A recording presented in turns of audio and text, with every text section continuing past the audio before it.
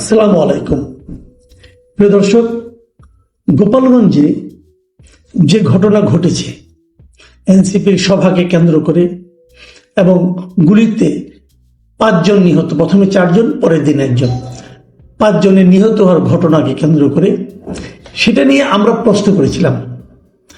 প্রশ্ন করেছিলাম যে এত কিছু হলো এনসিপির জন্য, এনসিপির মিটিং করার, তাদের মিটিং এর ওখানে ভাঙচুর হলো, এটা নিয়ে সরকার যতটা উদ্বিগ্ন, যতটা প্রশাসন তটস্থ, তার আমরা শতভাগের 1 ভাগও দেখলাম না সেই নিহত 5 জনকে নিয়ে।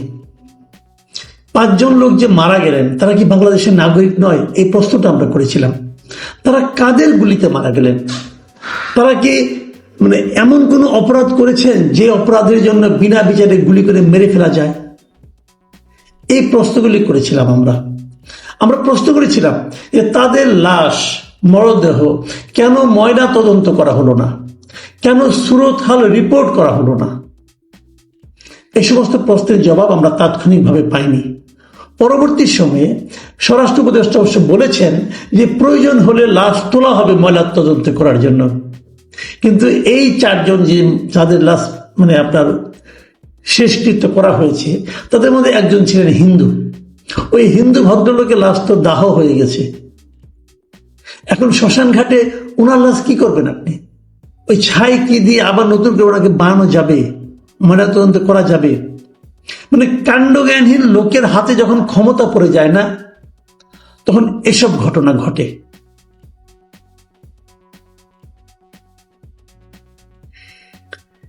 এই যে হত্যা মামলাগুলো হয়েছে, এগুলোর বাদীকে যারা মারা গেছেন তাদের আত্মীয় স্বজন, বাবা মা না, সবগুলির বাদী হলো গোপালগঞ্জ কোতোয়ালি থানার, সদর থানার 4 জন উপপরিদর্শক, এসআই, সাব ইন্সপেক্টর, 4 জন উপপরিদর্শক, ওনারা মামলা করেছেন। তাহলে মামলার আসামি কি হবে? আসামি করা হয়েছে 4টা মামলায় মোট 5,400 জনকে, এবং এই 5,400 জনের কারোরই নাম নাই, সব অজ্ঞাতনামা। এরা মারা গেছেন কিসে? গুলিতে। কার গুলিতে?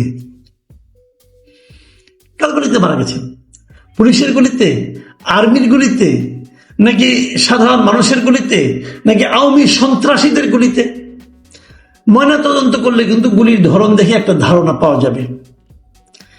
যারা মারা গেছেন তারা কি বলেন? এদের মধ্যে একজনকে কিন্তু ওনারা বলছেন যে তাদেরকে আইন শৃঙ্খলা বাহিনী ধরে নিয়ে গিয়েছিল, তারপর থেকে লাশ পাওয়া গেছে।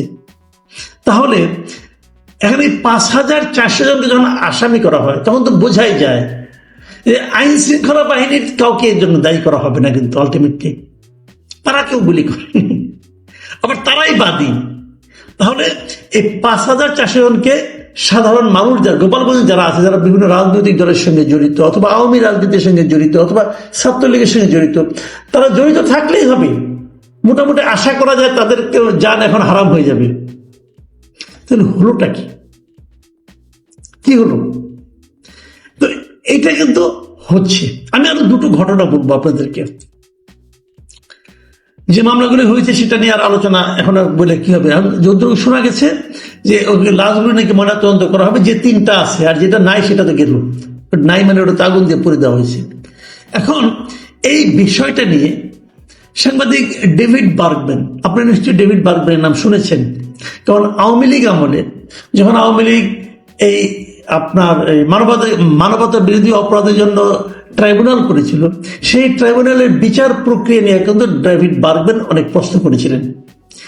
সেই অপরাধে ডেভিড বার্গম্যানকে এদেশ থেকে মোটামুটি তাড়িয়ে দিয়েছিল আওয়ামী লীগের সরকার, হাসিনা সরকার। সেই ডেভিড বার্গম্যান আবার এই দেশে আছেন, এসে উনি আবার স্বাধীনভাবে কিন্তু অনেক বেশি মন্তব্য করছেন, অনেক বেশি প্রশ্ন করছেন। ডেভিড বার্গম্যান শুক্রবার দিন তার ফেসবুকে একটা পোস্ট দিয়েছেন, এবং সেখানে তিনি প্রথমে 2টো প্রশ্ন করেছেন। একটা প্রশ্ন হলো যে গত বছর, গত জুলাই, যখন নাকি এই গণহত্যাগুলি চলছিল, হাসিনা সরকার গণহত্যা করছিল, তখন একটা স্বাধীন তদন্ত কমিটি গঠনের দাবি ছিল।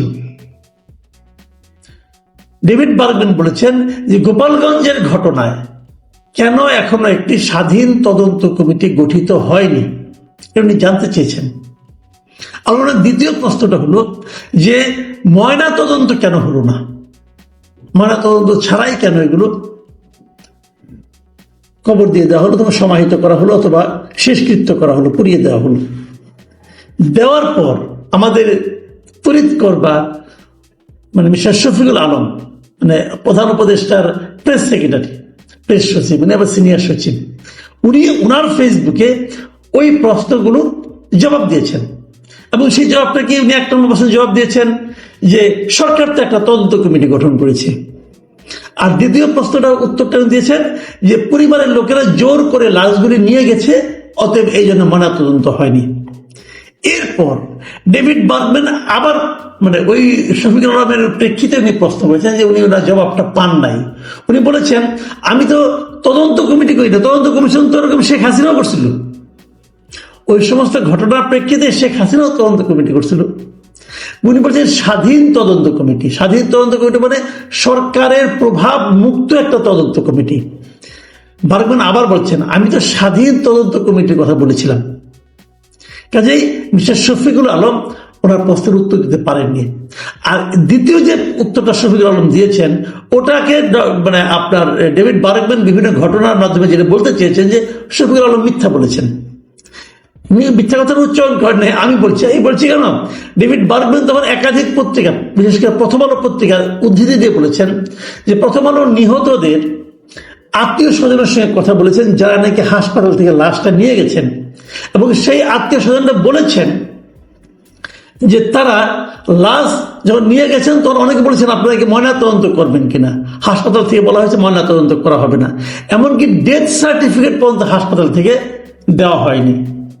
তাহলে এখানে ময়নাতদন্ত না করে তারা ছিনিয়ে নিয়ে গেছে, ডক্টর মিস্টার শফিকুল আলমের এই কথার ভিত্তি কি? কোনো ভিত্তি নাই, কোনো তথ্য প্রমাণ নাই। উনি একজন সিনিয়র সচিব, অতএব উনি বলেছেন এটি আইন, বাংলাদেশে তো এভাবেই চলছে, যারা দায়িত্বে আছে সরকারে আছে তারা যা বলবে ওইটি আইন, আর অন্য যা কিছু বলবে সব ফালতু কথা। শফিকুল আলম এই প্রশ্নের কি জবাব দিবেন? আরেকটা কথা বলে আমি আলোচনাটা শেষ করব।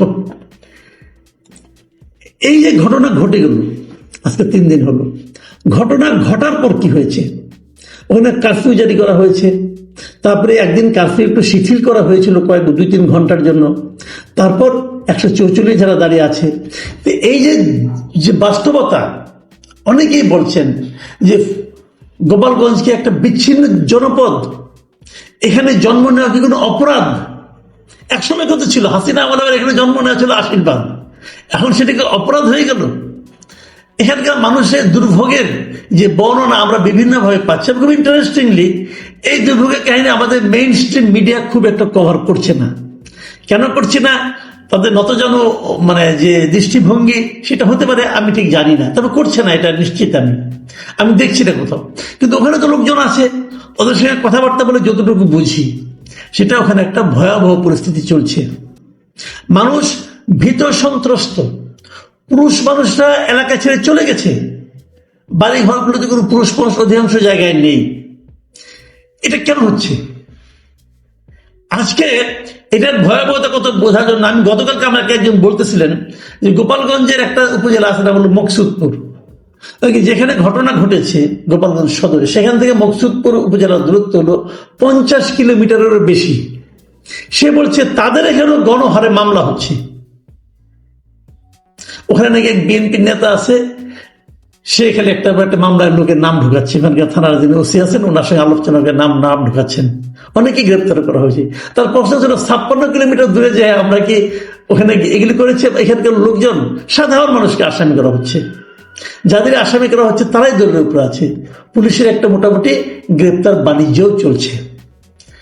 আজকে আমরা দেখলাম গোপালগঞ্জের কোটালীপাড়ায় ওখানকার যে বিএনপি, তারা আজকে প্রেস কনফারেন্স করেছেন। ভাবুন, বিএনপি যারা নাকি আওয়ামী লীগের প্রতিদ্বন্দ্বী দীর্ঘ সময় ধরে, তারা আজকে প্রেস কনফারেন্স করেছেন, এবং তারা প্রেস কনফারেন্স করে কি বলেছেন? যে আইন শৃঙ্খলা রক্ষাকারী বাহিনী গণগ্রেপ্তার চালাচ্ছে ওই ঘটনাকে কেন্দ্র করে।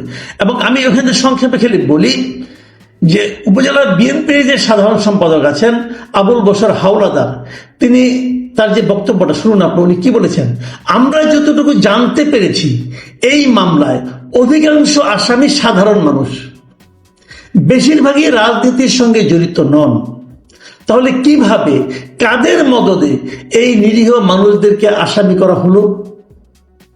আর ওখানকার পৌর বিএনপির সাধারণ সম্পাদক ওয়ালিউর রহমান হাওলাদার তিনি বলেছেন, পুলিশকে উদ্দেশ্য করে তিনি বলেছেন যে বিক্ষোভের সময় সেখানে আপনারা উপস্থিত ছিলেন, কিন্তু তখন আপনারা একজনকেও আটক করতে পারেননি। যখন এই ঘটনা ঘটে তখন তো পুলিশ সেখানে ছিল, তারা একজনকেও আটক করতে পারেনি। কারফিউ দিয়ে এখন সাধারণ পাবলিককে আটক করছে, হয়রানি করছে। এই যে বিএনপির অভিযোগ, এই অভিযোগের আপনি কিভাবে মূল্যায়ন করবেন? এটা যদি আওয়ামী লীগ অভিযোগ করতে মানতাম, অথবা ছাত্রলীগ করতে মানতাম, অথবা যদি সাধারণ লোক করতো তাও বলতে পারতেন যে আওয়ামী লীগের লোক সাধারণ মানুষের নাম ধরে এসেছে। কিন্তু অভিযোগ তো করেছে বিএনপি। কি বলবে সরকার?